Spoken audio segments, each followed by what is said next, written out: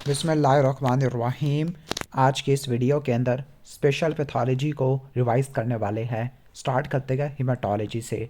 तो जो रेटिकुलोसाइट होते हैं, जो आरबीसीज के प्रिकर्सर्स होते हैं, अगर आप यहाँ पे देखो, जो आरबीसीज के इमेच्योर फॉर्म होती है उनको स्टेन करने के लिए हम दो टाइप की स्टेनिंग यूज़ करते हैं, स्पेसिफिक और नॉन स्पेसिफिक।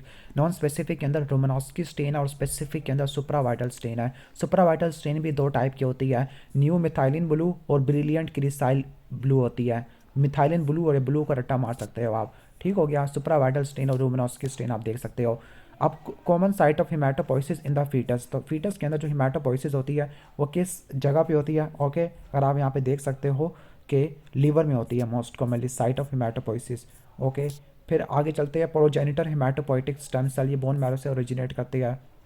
आगे एमसीक्यू को, reticulocyte are stain by supravital stain, आपने उसको रट्टा मार लेना है। फिर आ जाते हैं आरबीसीज की तरफ। तो जो आरबीसीज होते हैं, अगर आरबीसी नॉर्मल साइज़ की हो तो उनको नॉर्मल सिटी कहते हैं। अगर आरबीसी का डायमीटर 9 से ज़्यादा हो जाए दे आर कॉल्ड मैक्रोसाइट। अगर 6 से नीचे आ जाए दे आर कॉल्ड माइक्रोसाइट होती है। ओके, वो जो स्मेयर के अंदर जो आरबीसी होती है आप उनको कंपेयर करते हैं स्मॉल लिम्फोसाइट से। ओके, और ऐसे आरबीसी जिनका नॉर्मल हीमोग्लोबिन कंटेंट होता है, नॉर्मल हीमोग्लोबिन कंटेंट का मतलब जो सेंट्रल 1/3 है वो पैलर होता है, दिस आर द नॉर्मोक्रोमिक। लेकिन जो सेंट्रल पैलर 50% से ज़्यादा हो जाए देज आर कॉल्ड हाइपोक्रोमिक। 1/3 तो नॉर्मल होते हैं। आरबीसी के साइज़ की वेरिएशन को एनाइसोसाइटोसिस, शेप की वेरिएशन को पोइकिलोसाइटोसिस कहते हैं। जो टारगेट सेल होते हैं, ओके, वो किन किन कंडीशन में देखने को मिलते हैं? आपको थैलासीमिया में देखने को मिलते हैं जो कि हीमोग्लोबिनोपैथी है, और पोस्ट सप्लीनेक्टमी के अंदर। वाइट सेल आपको ग्लूकोज 6 फास्फेट डिहाइड्रोजिनेस डेफिशिएंसी में देखने को मिलते हैं। सिकल सेल एनीमिया में देखने को मिलती है। टीयर ड्रॉप सेल ये आपको माइलोफाइब्रोसिस में देखने को मिलती है। सपर सेल जिनको एक्थोसाइट कहते हैं, ये आपको ए बीटा लाइपोप्रोटीनीमिया में देखने को मिलती है। बर सेल इकाइनोसाइट ये यूरीमिया में आती है। ओके, बर्ड सेल इकाइनोसाइट दोबारा आ गया हीमोग्लोबिन सी में आ जाती है। Rouleaux formation they are seen in multiple myeloma. Multiple myeloma को रट्टा मार लेना, इसमें रोलेक्स फॉर्मेशन होती है। और आरबीसी की एग्लूटिनेशन किन किन कंडीशन में होती है? आईजीएम एसोसिएटेड लिम्फोमा और proximal nocturnal haemoglobinuria. Okay, फिर हम आगे चलते हैं। Bird cell is seen in, तो जो बर्ड सेल होते हैं किस कंडीशन में देखने को मिलते हैं? बी में यू आ रहा है तो आप इसे रट्टा मार सकते हो, बर्ड सेल यूरीमिया में आपको देखने को मिल सकते हैं। ओके, इसके बाद हम आगे चलते हैं। बाइट सेल, बाइट सेल किस में देखने को मिलते हैं? बाइट सेल आगे हीन्स बॉडीज, तो ये ग्लूकोज 6 फास्फेट डिहाइड्रोजिनेस डेफिशिएंसी वाले पेशेंट में देखने को मिलती है। रोलेक्स फॉर्मेशन मल्टीपल माइलोमा में होती है। ओके, इसके बाद हम आगे चलते हैं। यहाँ पे इन्होंने डिफरेंट आरबीसी शेप बनाई हुई है। अच्छा, बताता रहा हूँ कि जो माइक्रोसिटिक हाइपोक्रोमिक एनीमिया ये आपको iron deficiency anaemia of chronic disease thalassaemia में देखने को मिलता है। ओवल मैक्रोसाइट मेगालोब्लास्टिक एनीमिया के अंदर, sickle RBC sickle cell anaemia के अंदर, सेफिरोसाइट हेरिडेटरी सेफिरोसाइटोसिस या autoimmune haemolytic anaemia. Okay, target cell thalassaemia में देखने को मिलते हैं, हीमोग्लोबिन सी में देखने को मिलते हैं, सिकल सेल थैलासीमिया में देखने को मिलते हैं, ऑब्स्ट्रक्टिव जॉन्डिस है। ओके, शिस्टियोसाइट ये आपको माइक्रो एंजियोपैथिक हिमोलिटिक एनीमिया में देखने को मिलती है। बर्ड सेल यूरीमिया में है। टीयर ड्रॉप सेल माइलोफ्थिसिस या माइलोफाइब्रोसिस में होते हैं। Polychromatic RBC haemolysis blood loss में देखने को मिलती है। बेजोफिलिक स्ट्रिपनिंग लेड पॉइजनिंग में होती है। होवल जारी बॉडी पोस्ट सप्लीनेक्टमी में, मेगालोब्लास्टिक एनीमिया में भी होती है। White cell glucose 6 phosphate dehydrogenase deficiency, rouleaux formation hyper gamma globulinaemia, nucleated RBC haemolytic anaemia में, auto agglutination cold agglutinin autoimmune में देखने को मिलते हैं। ओके, तो आगे हम चलते हैं।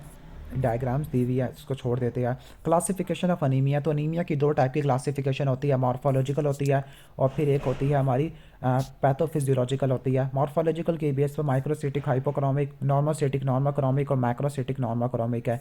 ओके, तो अनीमिया को हम मोस्टली 3 में डिवाइड करते हैं पैथोफिजियोलॉजिकल मैकेनिज्म में। ब्लड लॉस है, प्रोडक्शन या फिर डिस्ट्रक्शन ज़्यादा हो गया है। ब्लड लॉस है तो एक्यूट या क्रॉनिक है। डिक्रीज प्रोडक्शन है तो इसमें साइटोप्लाज्मिक डिफेक्ट आ सकता है, न्यूक्लियर डिफेक्ट है या स्टेम सेल प्रोलिफरेशन है। ओके, जो डिस्ट्रक्शन है वो हिमोलिटिक एनीमिया आ जाती है। प्रोडक्शन में अगर साइटोप्लाज्मिक डिफेक्ट है तो ग्लोबिन में डिफेक्ट है तो उसको थैलासीमिया कहते हैं। अगर हीम में डिफेक्ट है तो आयरन डेफिशिएंसी एनीमिया। न्यूक्लियस में डिफेक्ट है तो megaloblastic anaemia. Stem cell proliferation defect है तो एप्लास्टिक एनीमिया हो जाएगा। हिमोलिटिक एनीमिया को मजीद 2 में डिवाइड करते हैं, हेरिडेटरी और एक्वायर्ड।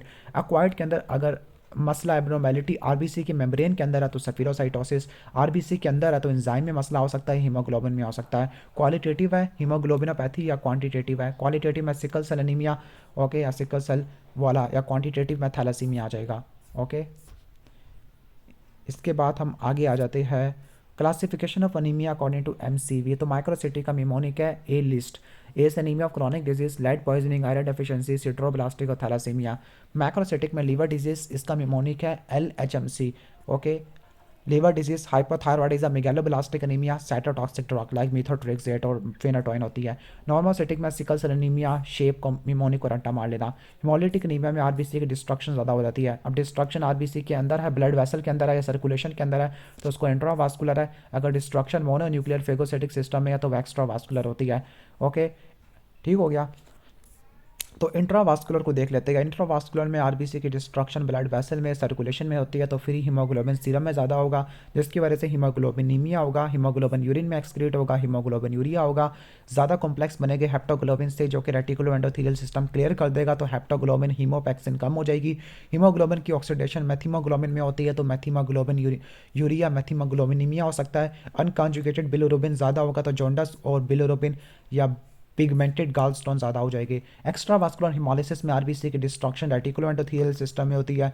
इस केस में क्या होगा, इस केस में भी अनीमिया जॉन्डस होता है लेकिन माइल्ड होता है। अब इसमें आरबीसी की डिस्ट्रक्शन स्प्लीन में हो रही है तो स्प्लीनोमेगाली, लिवर में हो रही है तो हिपैटोमेगाली, और फ्री हीमोग्लोबिन रिलीज नहीं होता। एक्स्ट्रा वास्कुलर हिमोलिसिस और इंट्रावास्कुलर हिमोलिसिस में डिफरेंस देख लेते हैं। एक्स्ट्रा वास्कुलर ज़्यादा कॉमन होती है, रेटिकुलो एंडोथेलियल सिस्टम में होती है, आयरन के स्टोर ज़्यादा हो जाती है, सीरम फेरेटिन ज़्यादा हो जाएगा।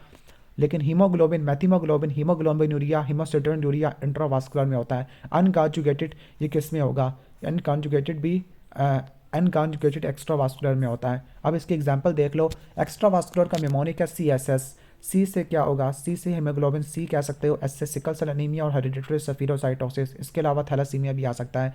जबकि इंट्रावास्कुलर का निमोनिक है BGMI, proximal nocturnal haemoglobin urea, glucose 6 phosphate, आगे मलेरिया और आज से इम्यून मीडिएटेड। ठीक हो गया। ये रट्टा मारना है कि ग्लूकोज 6 फास्फेट डीहाइड्रोजिनेस डेफिशिएंसी के अंदर एक्स्ट्रा वास्कुलर इंट्रावास्कुलर होती है। सिकल सेल एनीमिया में भी दोनों होती है, लेकिन पहले एक्स्ट्रा वास्कुलर होती है, बाद में इंट्रावास्कुलर होती है। सिकल सेल एनीमिया को देख लेते हैं। नॉर्मल हीमोग्लोबिन 3 टाइप का होता है, हीमोग्लोबिन ए, एफ और haemoglobin A2. Normally haemoglobin A 95 से लेकर 98 होता है, हीमोग्लोबिन एफ 1% और 3.5% हीमोग्लोबिन ए2। हीमोग्लोबिन ए में अल्फा 2 बीटा 2 चेन है, एफ में 2 गैमा आ जाएगी और ए2 में 2 डेल्टा चेन आ जाएगी। ओके, अब हीमोग्लोबिनोपैथी 2 टाइप की होती है, क्वालिटेटिव और क्वांटिटेटिव। क्वालिटेटिव में मसला स्ट्रक्चरल अबनॉर्मेलिटी होती है, सिकल सेल एनीमिया, और क्वांटिटेटिव में क्वांटिटी का मसला होता है, like thalassaemia. Sickle cell anaemia में होमोजाइगस होता है, homozygous state of haemoglobin S in the RBC, homozygous, जबकि हेट्रोजाइगस को सिकल सेल डिजीज कहते हैं। एब्नॉर्मल जीन दोनों पेरेंट्स से इनहेरिटेड होता है। अब इसमें बीटा ग्लोबिन चेन में म्यूटेशन होती है, क्रोमोसोम नंबर 11 पे पड़ा हुआ होता है, सिंगल चेन म्यूटेशन होती है, 6 पोजीशन पे होती है। ओके, वैलिन सब्सटीट्यूट हो जाता है ग्लूटामिक एसिड की वजह से, जिसकी वजह से सिकल हीमोग्लोबिन प्रोड्यूस होगा, हीमोग्लोबिन एस प्रोड्यूस होगा, और इसमें एडिनिन थायमिन से रिप्लेस हो जाता है। अब इसके 3 पढ़ने हैं, वेजोक्लोसिव क्राइसिस, हिमोलिटिक एनीमिया और इंक्रीज एमएचसीएससी। तो पहला पढ़ना है कि जब डीऑक्सीजनेशन होती है हीमोग्लोबिन एस की, तो पॉलीमराइजेशन होती है, रोट लाइक पॉलीमर बनना शुरू हो जाएंगे, अलाइनिंग हो जाएगी, एग्रीगेशन होती है, आरबीसी डिस्टॉर्ट हो जाएगा, सिकलिंग होती है। ओके, और एबनॉर्मल स्टिकी होती है, वेजोक्लियन करवा देते हैं। ठीक हो गया। ओके, और डीऑक्सीजनेशन और स्टिकलिंग की वजह से मेम्ब्रेन डैमेज परमानेंट हो जाएगा, आरबीसी इरिवर्सिबली सिकल्ट हो जाएंगे, स्प्लीन में सेक्वेस्टर हो जाएंगे, एक्स्ट्रा वास्कुलर हिमोलिसिस और एनीमिया हो जाएगा। जब मेम्ब्रेन फटेगी तो पानी निकल आएगा, जिसकी वजह से इंट्रासेलुलर डिग्रेडेशन हो जाती है। इंट्रासेलुलर डिग्रेडेशन की वजह से एमएचसीएचसी बढ़ जाता है, एमसीएचसी। ओके, अब ये पूरा मैकेनिज्म यहाँ पे बना हुआ है। डीऑक्सीजनेशन हुई है, एक्सटेंसिव मेम्ब्रेन डैमेज है, उसकी वजह से हिमोलिसिस हुई है, एमसीएचसी बढ़ गया है और स्प्लीन ने उड़ा दिया, तो एक्स्ट्रा वास्कुलर हिमोलिसिस है। इसमें अनीमिया होता है, वेजोक्लोसिव क्राइसिस है। ओके, अब अनीमिया क्यों होता है, क्योंकि रिवर्सिबल सिकल सेल होती है, स्प्लीनिक साइनोसॉइड से पास नहीं कर पाते, और jaundice, reticulocytosis, extra vascular haemolysis होती है। ओके, वेजोक्लोसिव क्राइसिस के अंदर रिवर्सिबल सिकल सेल होते हैं, रिवर्सिबल सिकल सेल। ओके, इनका डी मालिक्यूल बढ़ जाता है और स्टिकी हो जाती है, जिसकी वजह से माइक्रो सर्कुलेशन को ऑक्लूड कर देते हैं, और उनकी वजह से क्लिनिकल सिम्टम आ जाते हैं। कॉमन मैनिफेस्टेशन है, लाइक बोन के ऊपर हैंड फुट सिंड्रोम हो जाएगा, डैक्टिलाइटिस या inflammation of bone of hand और फीट हो जाएगा, avascular necrosis of femoral head है, प्रोमिनेंट चीक बोन है, crew cut appearance of skull है due to marrow expansion causing bone resorption and secondary new bone formation है। Okay, और last में fish mouth appearance of vertebra due to vasoocclusive crisis of vertebra. Lungs में acute chest syndrome हो जाएगा, brain में scissor, skin में leg ulcer हो सकती है, पीनस में स्टेग्नेशन हो सकती है, प्राइपिज्म हो सकता है। ये प्लास्टिक क्राइसिस हो सकती है अगर पैरावोवायरस B19 का इन्फेक्शन है। ओके, स्प्लीन में स्प्लीनोमेगाली हो जाती है initially due to congestion and trapping of RBC, लेकिन प्रोलॉन्ग हाइपोक्सिया और इस्कीमिया इन्फेक्शन की वजह से आउटो स्प्लीनेक्टमी हो सकती है, जिसकी वजह से इनकैप्सुलेटेड ऑर्गेनिज्म का इन्फेक्शन बढ़ जाएगा, like pneumococcus, Haemophilus influenza, निजेरिया meningitis.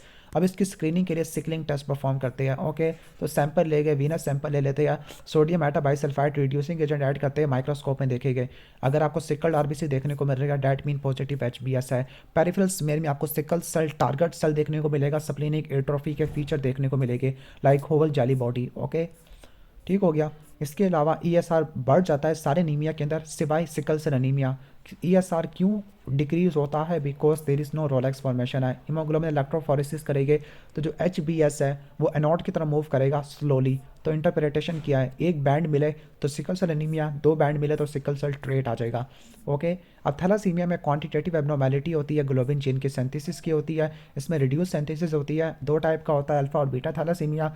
Alpha thalassaemia में अल्फा चेन की सिंथेसिस कम हो जाती है, क्रोमोसोम नंबर 16 पे पड़ा हुआ होता है, जबकि बीटा वाला 11 पे पड़ा हुआ होता है। ओके, अब इसके अल्फा थैलेसीमिया के 4 होते हैं। अगर चारों जीन की म्यूटेशन है, ओके, डिलीशन है, म्यूटेशन है डिलीशन, उसमें पॉइंट म्यूटेशन होती है। अगर एक की है तो अल्फा थैलेसीमिया कैरियर है, अगर दो की है तो अल्फा थैलेसीमिया ट्रेट है, तीन की है तो हीमोग्लोबिन एच है, और अगर चार की है तो हाइड्रोक्स फेटालिस है।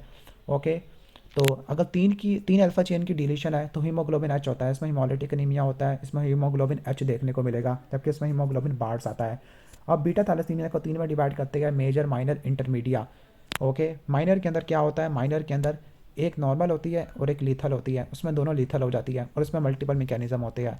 ओके, क्लिनिकल फीचर देख लेते हैं। बीटा चेन बनेगी नहीं, पहले हम देख लेते हैं बीटा थैलेसीमिया मेजर का। बीटा चेन बनेगी नहीं तो अल्फा चेन एक्युमुलेट होना शुरू हो जाती है, तो वो क्या बनाएगी, अल्फा चेन गैमा चेन से मिलकर हीमोग्लोबिन एफ बना देगी।